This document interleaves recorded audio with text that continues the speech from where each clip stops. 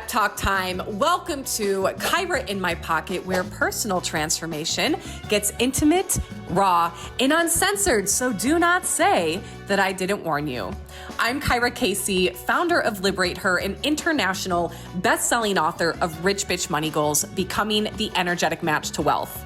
I have coached thousands of women around the world using our 9 iconic rich bitch principles to change their lives, their businesses, and their bank accounts. So get ready for unfiltered stories, TMI moments, and the exact mindset and embodiment shifts that have helped me build a multi-7-figure empire. I am here to help you on your path to personal and professional success. So tune in, turn up, and let's fucking go. I got a pocket full of Kyera. Whoa. I couldn't help myself. Let's go. And we're live. Okay. So I was trying to record an episode and I just wasn't having it. And so I called Brendan literally 2 minutes ago? There's something to be said for a friend who's always free.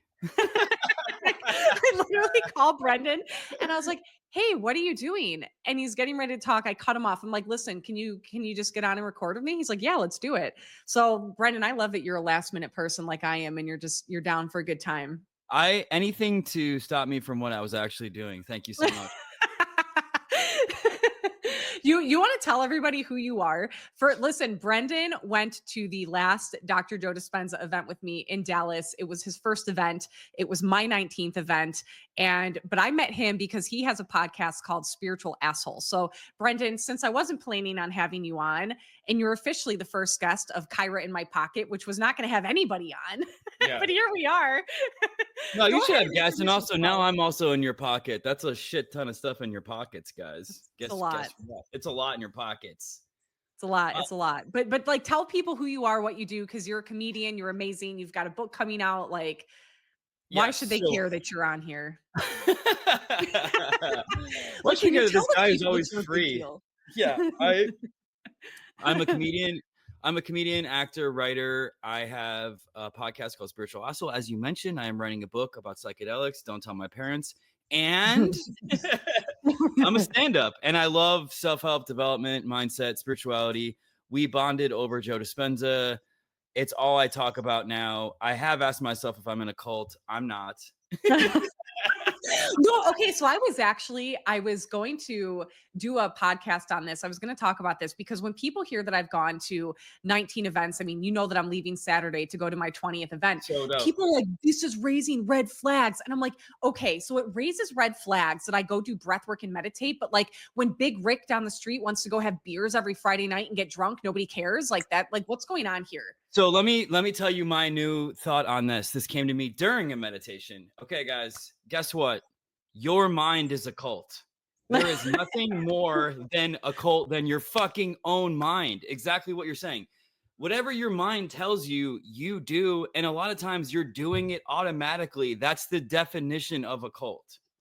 And what you and I are teaching or are into, you teach, I'm more into it. And I just tell everybody, I yell at them when I hang out with them, is in order for you to stop listening to the cult of your mind, you have to break out of it. And I want people to be really honest with you. You have to. We just got super zoomed up. And also, like, you're covering my whole face. It's great. The little Kyera in My Pocket emoji is just covering me. I'm no longer here. Sorry. No, that was my bad. For people that are not actually watching this and they're listening, I just started playing with the visuals and it enlarged us quite a bit. Enlarged. It was just my nose. Yes, but I just want, in all seriousness, people like really think about it. Like you think whatever your mind is telling you is the absolute truth. Most of us do, right? And what Dispenza talks about is he calls that the program, something you and I have talked about often. And the program is your own concept of you that you've created based off of societal programming, your childhood, and outside messaging. And if you're cool with that, that's great. But if you want to change, the quickest way to do it is to stop listening to the program or the cult of your mind. The cult of your mind. Yeah, like what do you think about that? I mean, you're raising a lot of red flags, Brendan. Like, we're the problem. But if you like, but my thing is like everything is messaging. Everything is a cult. Everything is brainwashing you. It's like choose your brainwashing. Yeah, yeah. You know what I mean? Yeah, exactly. Do you want to be brainwashed into thinking that sports gambling is your path to freedom? Because you can. Or you could, like you said, you can get drunk every night, or you could all the limitations that you're putting on your life, all of them is a brainwashing because none of it's Yeah. actually true. And that's been my biggest. The week long was so amazing, and everyone should know Kyra got me my ticket. So I want to put that out there to your We didn't generosity. have to put that Let the out there. people know. Let the people know, Kyra. Kyra gives back, okay? She's not all about, her Dior fuckers. But I mean, do you not see it like that? Like, because I have, I don't know. We don't even need to really address the skeptics, but I will say, like, because it doesn't matter. You can choose to think it's a cult or whatever you want to think. But what I want people to know is like your concept of you is completely created by your mind. Yeah. Yeah. Yeah. No, I mean, I just think that I find it really interesting that when people hear that, I've been in personal development for so long, but when they're like, why, like it's weird to me that it's weird to people that it's a red flag that I've gone to so many events, but it's like, wouldn't you actually think that that's a good thing? It's like, especially with the work that I do, I'm giving all the time to my clients. And so for me, when I go to these events, and this is the thing too, of course, like when I went to my very first event, my desire was money. I wanted to make more money.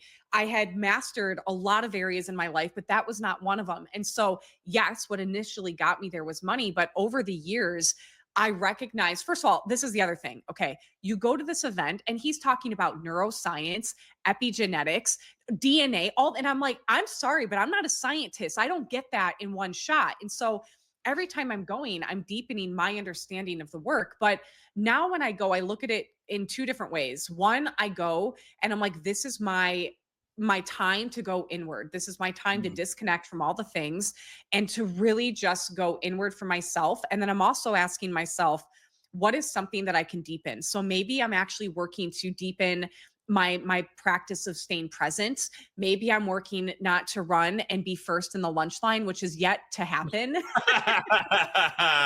We were so simpatico though. Like I was like, this was fucking perfect because we were operating. And then once you taught me that, I was like, well, now I have to do this all the time, whether or not you're there or not. But do you Sprinting love out to be the first at the lunch line. But do you love how Dr. Joe's like, and there you are trying to rush to the lunch line? I'm like, listen, I don't care. I'm getting there first. Like, we got to get the butter. We got We to get gotta the get the rolls. rolls. We gotta get the rolls. The rolls are so key. Yeah, listen, like, think about this. Some people go see Maroon 5 20 times. Okay, just put it out there. I've seen Celtic Women 5 times. I've seen Bruce Springsteen like 30. What? No. Oh, girl, you have no idea how deep it Listen, if runs. I could see Eminem 30 times, Yeah. 100% I would.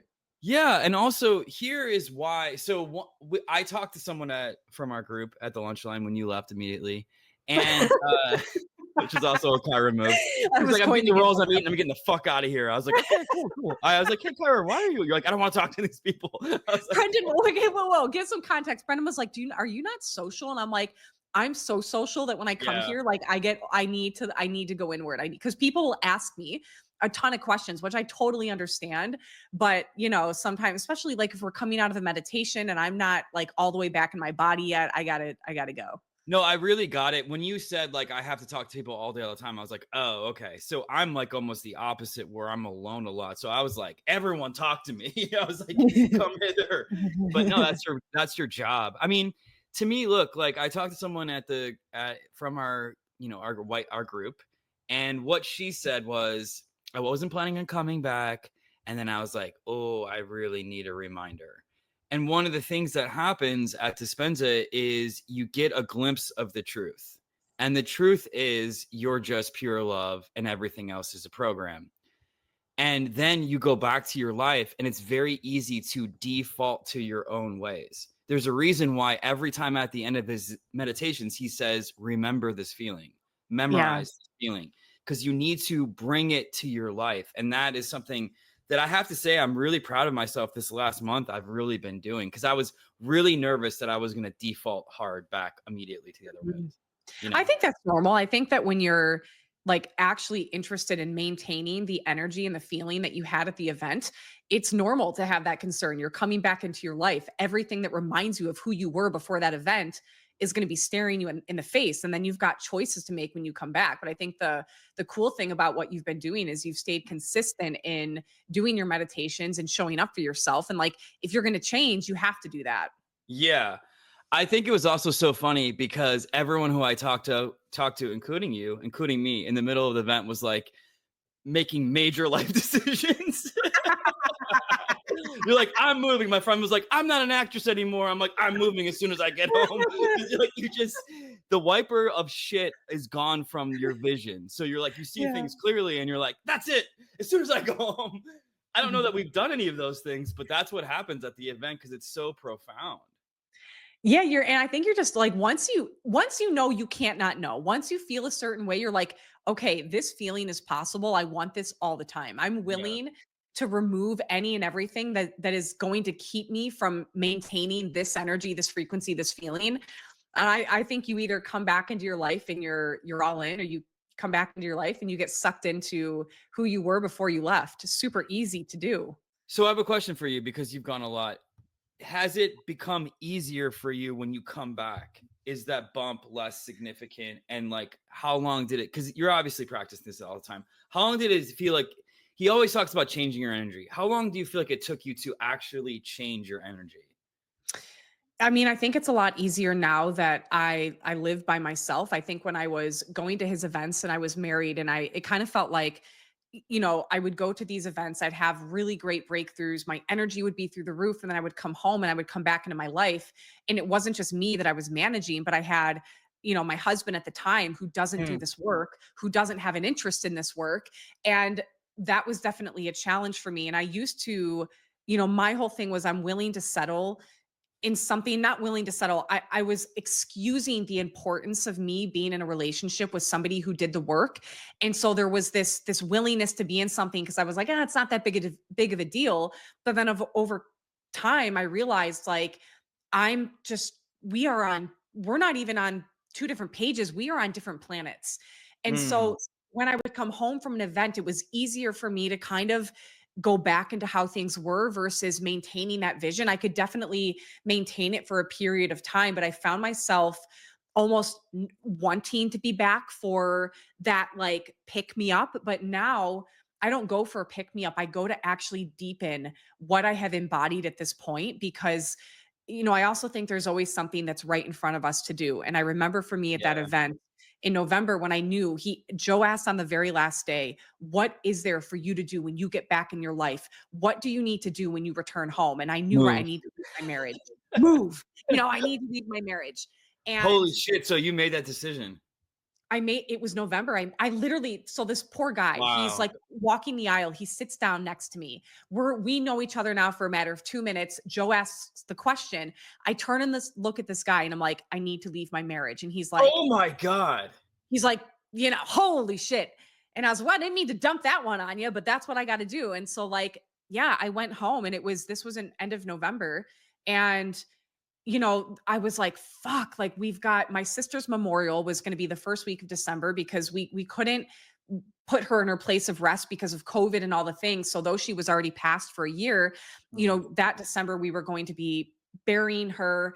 And then my brother was coming in town, and then my ex-husband was going to go out of town, and then it was Christmas, and I was like, there's no good fucking time. And so what I did was after we buried my sister and my brother flew home, I had the conversation with my ex-husband. I said, I want to get a divorce. And it was 2 weeks before Christmas. I moved out immediately. oh, It was the hardest thing, but I just remember saying to myself, there's no good time. Because if it's not Christmas, it's New Year's. If it's not New Year's, it's yeah. Valentine's, it's a friend's wedding. It's always something. And I think when we delay what we know to be true, that is also a program, right? Thinking there's a good time is a really great way to excuse yourself from doing the hard thing that is going to make the biggest difference in your life. And did it hurt? And was I terrified? And was it painful? All of the above. But was it the right thing? Abso-fucking-lutely. And sometimes the right thing is the hardest thing. Oh, yeah. Because then time slips away, and you're 75, sitting alone on a dock, looking out in the distance, wondering. Should I have left him? Should I have left? Holy You know what's shit. funny? Brendan, I was sitting, this was like after the fact, probably like a year later. I was at another Joe event and I was sitting down with a guy who I guess is like a, NCS trainer, whatever you call him. He teaches the work of change. Okay. And I told, like, he was asking me about stuff or whatever. And somehow that story came out and he looked at me and he goes, wow, that was a dick move right before Oh, Christmas. And I was like thinking to myself, bro, you teach the work of change and you're going to tell me it was a dick move to do the right thing? What was I supposed to do? Lie through Christmas and pretend I was happy and we were good? Like, I think that would have been the dick move. But I'm sharing that with you because it's like, notice even people that do the work or teach the work, they still have mindset stuff to do. Because for me, like the courageous thing and the honest thing is never a dick move. I think yeah. the opposite. That's so amazing. And yeah, I just think like it's just so wild that you had that clarity there. And I think something important to point out to people as well is like when you're surrounded by people who are reaffirming your concept of you. Yeah. So if your concept of you want to change and that person you fucking live with is reaffirming an old version of you, that's really difficult to continue to live with. And it was that, but like we just also there were so many things that weren't a fit. Yeah. And I Okay. knew that I was in this place where I was like, so, the marriage wasn't great, but I was in a place of we were working on it. And so the door was still open for change. And when that door closed and it closed at the event, that's when I knew I'm either going to stay in this relationship and my business is going to tank because I can't speak to change if I'm unwilling to do that for myself behind Mm. closed doors, or I'm going to leave this marriage and my message is only going to be stronger because I will be the embodiment of my work. And so there was that. But also when I was at that event, I was there with two people that I know. They're married and I love them. And so I'm witnessing this couple and the way that they love each other, respect each other. And so I had this example all week of partnership. And I'm like, man, I want to be with somebody that goes to these events with me. And yeah, I just was like, being with this person is not loving to me. And if it's not loving for me, it's not loving for him. What do you think stops people the most? It's the fear, right, of the Fuck, unknown? it's always the fear. It's the fear of what's unfamiliar. It's the fear of change. It's, is this as good as it's going to get for me? Like it's always fear. It always comes back to fear. Sometimes, though, it's also unworthiness. Sometimes people Yeah, are addicted to being in a relationship that reaffirms their belief that they're not worthy of love. 100%. So let me ask you this really interesting one that's come up for me since all this work. So I used to think that, and most of us think that the future and reality is kind of a couple right or left turns, one or two paths. And now I think it's a trillion. I think there's infinite possibilities all the time. So when it comes to meeting somebody, as you up level your consciousness, I want to meet that person at a higher level. And I truly believe I'm going to keep going up. But I'm like, that person might exist on a plane of dimension that I am not at yet. Does that make sense? And so I'm like, I want to meet them there. This is a fucking crazy conversation, guys. I fully admit, but this is where we're at in Are you Cairo. microdosing right now? People just left, and I'm not even on drugs right now. So, but listen, like, you know what I'm saying, right? I do. There's Yeah. tons of like when he talks about the boxes, right? Or a box of possibility, changing boxes, right? That Yeah. person exists somewhere, right? They don't Our exist 10 out of 10 always exists, but like, what I found was when I left that marriage, I got really clear. So I made a promise to myself, like, I'm going to take a year Mm, and I'm going to be in pursuit of play. I'm going to be with myself. I didn't want to fill the void. And so no dating apps, no dating websites. Like it would have been very easy to do that, but I wanted to sit in the discomfort of being alone with myself. And I wanted to get to a place where I felt whole and complete, independent of anyone else in my life. And I reached that in that first year of being on my own. I mean, don't get me wrong. I was definitely going on dates and, having a couple one night stands and I was having a good time. But, it was like I was unwilling to settle in anything. And what happened was, as I got really clear about the standard and what my 10 out of 10 was going to be moving forward, there were people that were put in my path almost as like a test. Cause, some mm, were like a 7 out of 10. And I, 100%. I was like, I'm unwilling to do that. Yeah. And the only reason people don't stand for a 10 out of 10 in their relationship is because they don't actually fucking think it's possible. That's Uh, it. Because if you believe the 10 out of 10 was available for you, you would never waste any fucking time with an 8 out of 10 or a 9 out of 10 if you actually knew you could have a 10 out of 10. We're asking viewers to do a lot of math right now. So 9 out of 10 is 90%. 8.24 out of 10% is Listen, carries the we're not score. talking about looks, okay? Can we listen? I went on a date with this 100%. guy, Brendan. He flat out goes, I just want you to know I'm frugal and I'm not impressed by what you've done and I'm not trying to keep up with you. Oh, I was like, I listen, if he was trying to turn me off, it worked. It yeah. worked. I'm going to give an analogy that's going to sound fickle, but it's not fickle, but simple. But when I got my dog, okay, I think it's actually this easy. My girlfriend at the time was obsessed with every dog we met. She's like, we got to just get a dog, any dog. And then she would be like, the more I said no, she's like, this shows that you're not ready for commitment. So she was really kind of using it, right? But I knew every time we met a dog, I would just be like, that's not it. That's not it. And Mhm. it's simple. I think what happens in dating is like we create all these stories and we're like, well, it's a person. Well, maybe if they do this and then da, da, da, da, da. I really think if it was as simple as that's not it, but they're on their way. And that's how I was with Willoughby. I was always like, and I didn't obsess about it. I wasn't sitting around being like, why haven't I found my dog yet? Where's my dream dog? What Mm. am I doing wrong? Oh, I'll read this book about how I need to manifest my dream dog.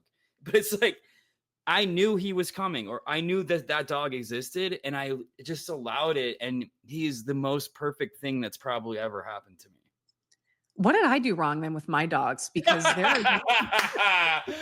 As your dogs are eating the plants behind you, jumping through windows. I love them, but honest to God, they are high maintenance. They are a lot of work. I mean, maybe this is why I was like, I always thought I was going to have kids. And I mean, I have them. They're just in dog suits. Yeah, I just think like it's cool if we started kind of easing up we put a lot of weight on dating. And I think that's it causes some of the resistance. And especially as people get older, then I've waited this long, guys. So I'm picking someone who's a fucking 11. All right, watch out. She better be levitating. She better be wealthy. She got me in that dimension. Yeah. If she doesn't like cupcakes, she's out. The fucking Cupcake Machine at Dispenza was absurd. Brendan bought me a cupcake when we were at the event, and what was it like in the morning? You handed it to me. I think I had that thing. It was like 7 o'clock in the morning. Yeah. It's like 7 o'clock. No, it's like no, because we had to be there by 6, so it was even earlier than that. And this Cupcake Machine, and everyone was gathering by the machine because they were going to get coffee. This Cupcake Machine starts singing me a song digitally, loudly, for about 45 seconds. Sprinkles, sprinkles, who wants the sprinkles? And I was looking around and I'm like, oh man, I hope no one's seeing me do this right now. This is absurd. I was so happy. It was so good. Yeah, for sure. It's funny because I had somebody inside of my membership today. She was asking like a relationship question, and she goes, well, my boyfriend said, I shouldn't take relationship advice from you because you've been divorced twice. And I was like, actually, I do agree with that. And I'll tell you why. Because my standards for a relationship and a marriage are so fucking high. I'm going to be the person to tell you if you're in something and it's dead, it's not moving, it's not a 10 out of 10, you're compromising in some way, shape, or form. I think anytime we compromise, we give a piece of our energy away every single fucking time. I'm going to be the person to tell you, you should get out. And a lot of people have asked me, well, then do you believe marriage is forever? I think it can be, but I'm actually not willing to be in a marriage just because I said I do. If the person that I'm with decides to stop growing or they're not interested in evolving with me, I don't think it's fair to be the person who has a desire to evolve and then to be with somebody who's like, nah, I think I'm just good not doing that. Can I tell you my favorite definition of monogamy, or why monogamy is awesome? Because I was always a monogamous person, but I never heard a good argument or a reason why. The reason why I would always be, I don't want to die alone. I'm like, that's not a reason. You are going to die alone. Yeah. Or I don't want to be alone. I'm like, these are all fear-based. Give me a good reason. So I interviewed this woman named Tatiana Flo for my podcast, and she's like, monogamy is great. And this woman used to do like 3-ways and all this shit. So she's explored. So she Yeah. has opinions that are backed by science and research. She said monogamy is great because you contain the universe, and when you date someone, so do they. So you get to explore the universe together. And I was like, fuck yes. But the caveat is that person also has to believe that they contain the universe, and they also have to do the work of that exploration for sure, I think. I love that. That's a really, I've never heard anyone say that, but It's I think beautiful. it's inspiring. It's Yes, fun. Like, it's fun.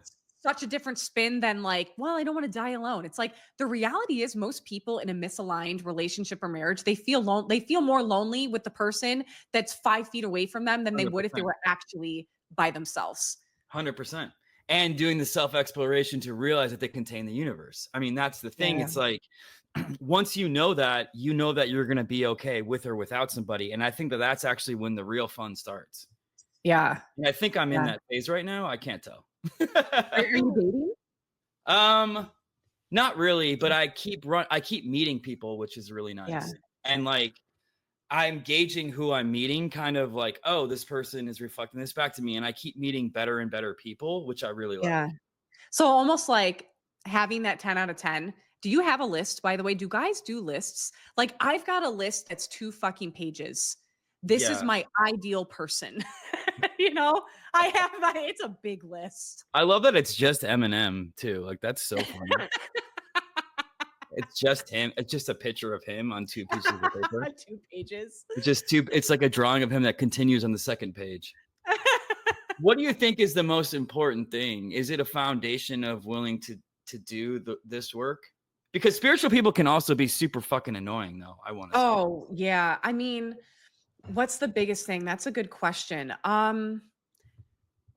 So I don't know why this is coming through to share, but like I love the erotic blueprints. I love knowing them. If you've never taken that quiz before to find out, okay, you have to go find out what your erotic blueprint is. You can do the free version, or there's like a $17 one. The free one is totally fine. So just Google it. So there's energetic, there's sexual, I think there's kinky. I'm probably saying these wrong. Is it kink or kinky? I don't fucking know. And then there's sensual, I think. And I'm an energetic, go figure. That means that I can be with somebody that, maybe they don't look like all that attractive, but their energy is so fucking, it's such a turn on for me that like, that's actually what really matters for me. So I'm reminded of a certain guy named Dr. Joe Dispenza that you seem to be into. A certain man that you seem to be. Papa Joe I admit, listen, I think even the guys want to fuck Dr. Joe. Let's be honest. Okay? Like, when he dances, it's only for me when he's out there and he's like, he's dancing. Listen, his staff are going to see this and be like, this is why we can't have her volunteer. She's. I would love to have you volunteer because you'd be the only one busting people's asses in that whole conference. It'd be so good. Like that guy who all of a sudden just started yelling inhale, exhale. I could see you going over there and fucking up that guy's life. Brendan just recently learned that I was, I've done several fighting competitions. And I had no idea. Yeah. Yeah. The only time I lost was when it was against a dude. That's it. Oh my God, that's amazing. I had no idea. It makes sense though. It completely tracks for me. This guy, actually, I was at an event one time and we were finishing a walking meditation, and this guy comes up to me and he's like, I've never seen a woman walk with such power. And I was like, I don't know if that's a compliment. Like, I don't know what that means. Okay. No, I've seen you walk. I think that's a very accurate assessment.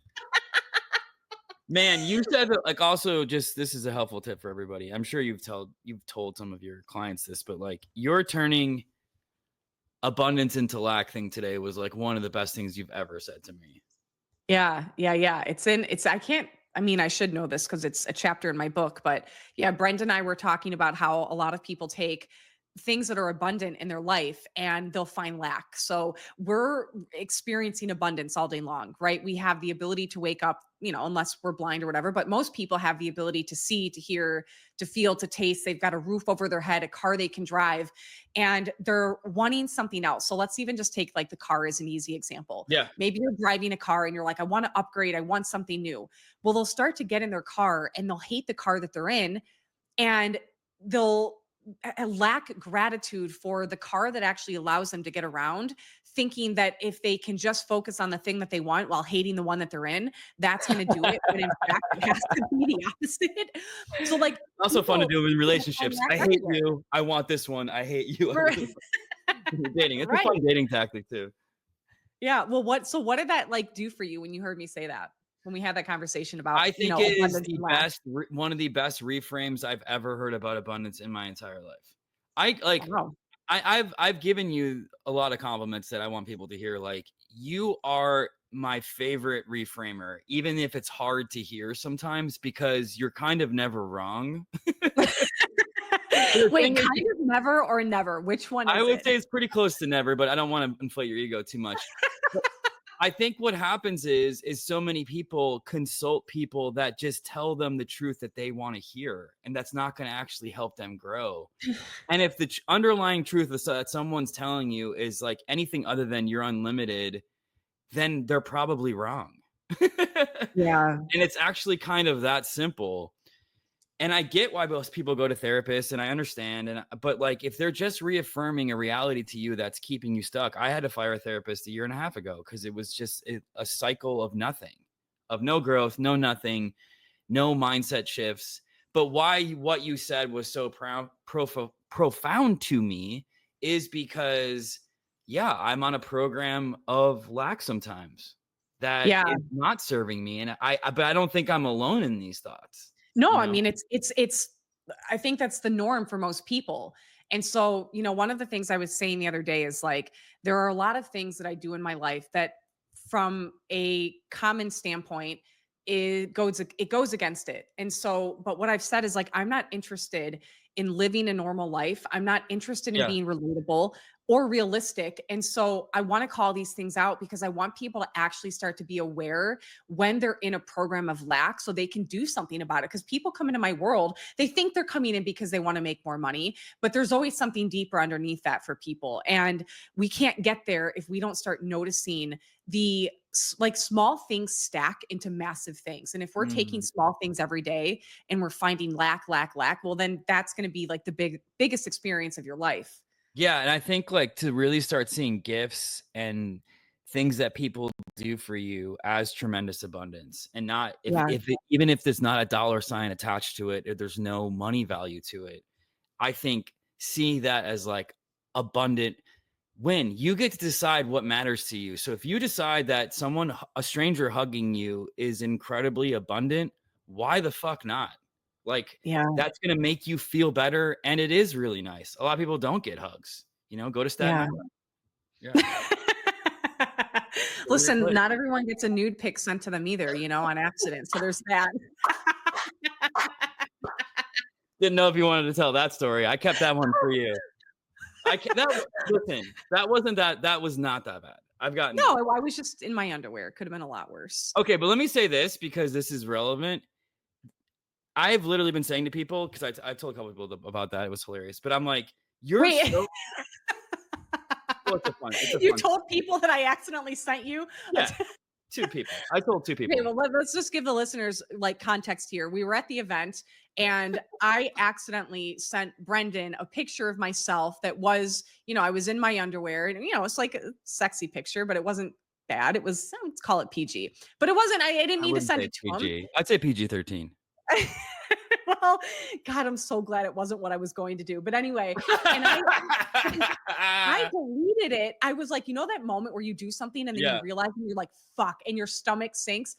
I realized what I did and I hit delete thinking like, okay, well, we're good. And that's when I don't remember what I said to you, but then I realized it didn't delete from his phone either, because I have an iPhone. You have an iPhone. Oh, yeah. I have 14 copies of it on my phone. Just let me autograph it if you're going to make money, okay? But I have to say, remember what I said to you? So that day we did a walking meditation called You Are the Mystic. And then this was right after that. And I texted her, I go, maybe I am the mystic. I got that nude from you. It wasn't a nude. But maybe I am the mystic. It was like right before a coherence healing. I'm in my room. It was right before a coherence healing. That's so good. He's like, stay in state, stay close to the room. I go up to take like a naked picture.